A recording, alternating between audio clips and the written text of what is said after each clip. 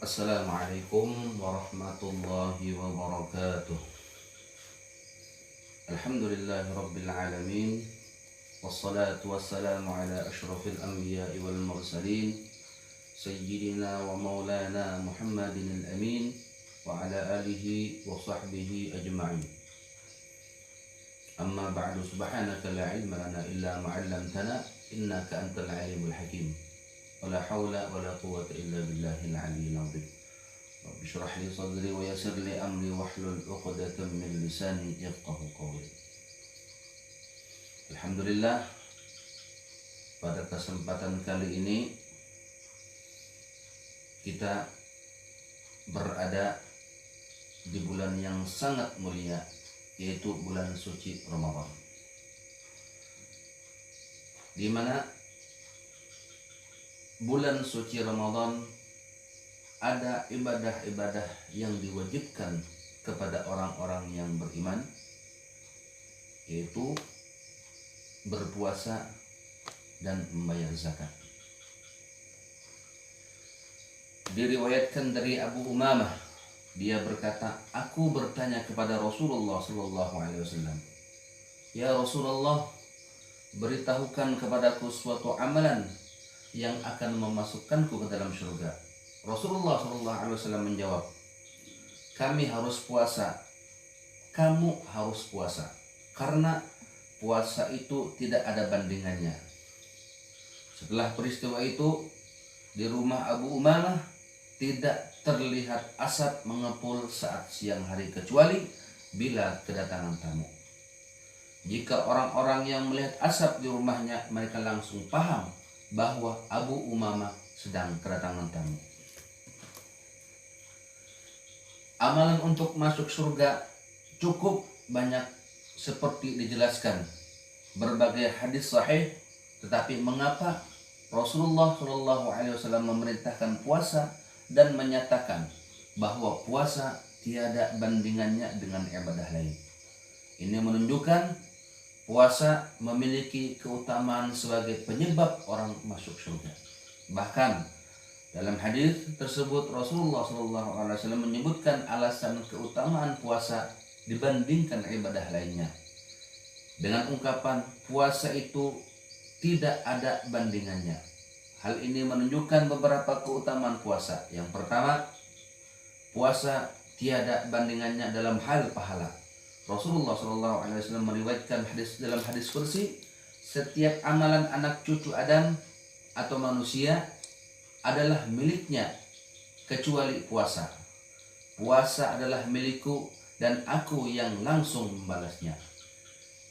Di sisi lain, puasa merupakan latihan kesabaran, dan orang-orang yang sabar akan diberi balasan tanpa batas.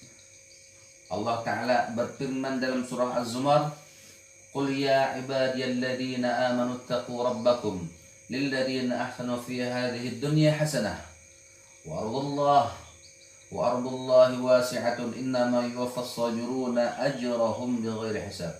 Yang artinya, katakanlah, hai hamba-hambaku yang beriman, bertakwalah kepada Tuhanmu, orang-orang yang berbuat baik di dunia ini memperoleh kebaikan, dan bumi Allah itu adalah luas. Sesungguhnya hanya orang-orang yang bersabarlah yang diucapkan pahala, yang dicukupkan pahala mereka tanpa batas. Yang kedua, berbeda dengan ibadah-ibadah lainnya yang bisa terlihat oleh orang lain. Puasa yang tahu hanyalah Allah dan orang yang melakukannya.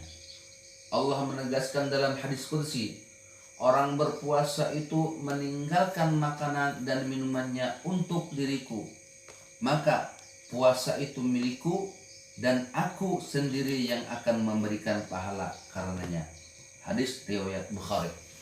Yang ketiga, puasa memiliki keutamaan karena dinisbatkan kepada Allah berdasarkan hadis qudsi di atas yang menyatakan bahwa puasa adalah milikku.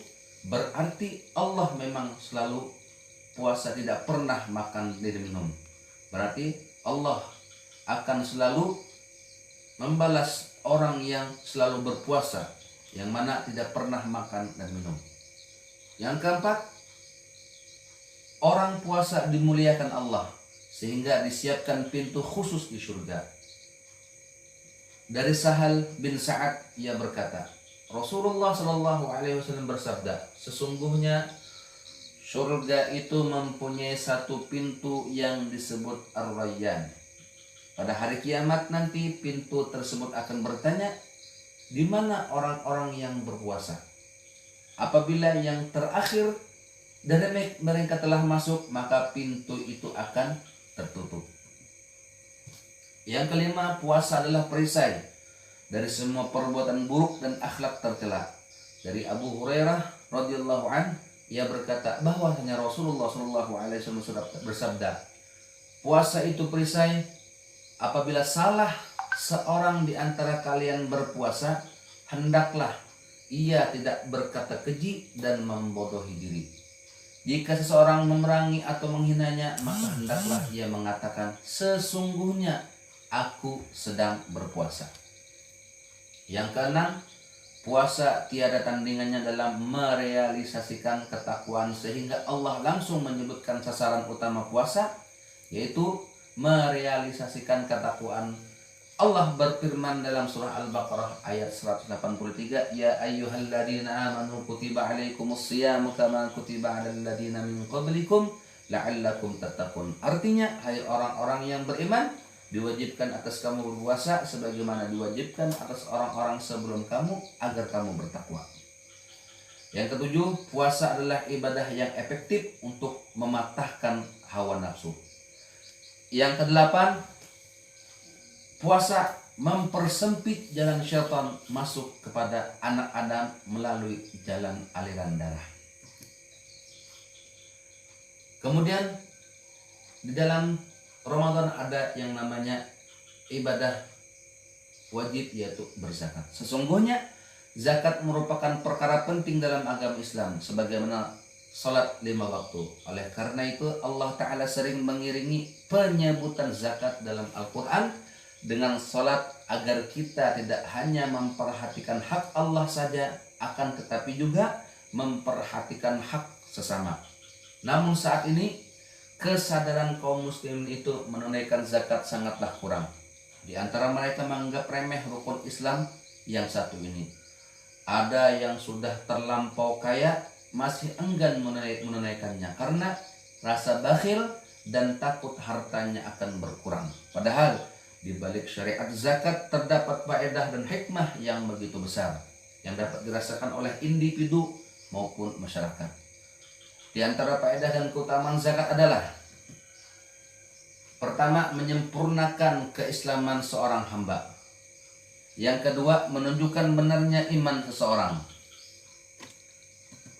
Dan yang ketiga, membuat keimanan seseorang menjadi sempurna.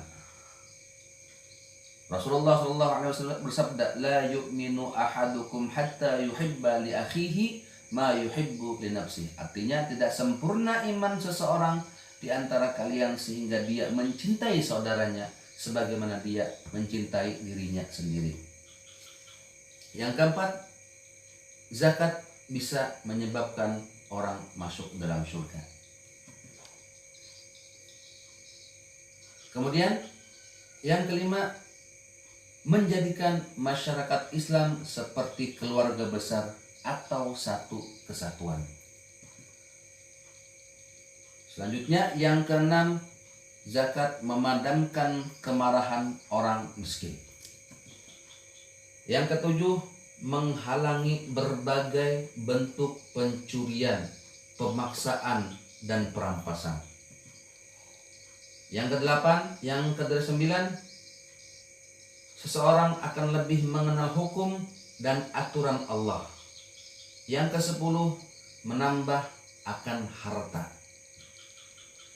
Kemudian yang selanjutnya, zakat akan meredam murka Allah. Kemudian zakat akan mengurangi dosa akan manusia atau dosanya akan terampuni.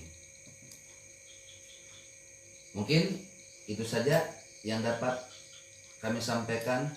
Mudah-mudahan bermanfaat. bagi kita semua. Wassalamualaikum warahmatullahi wabarakatuh.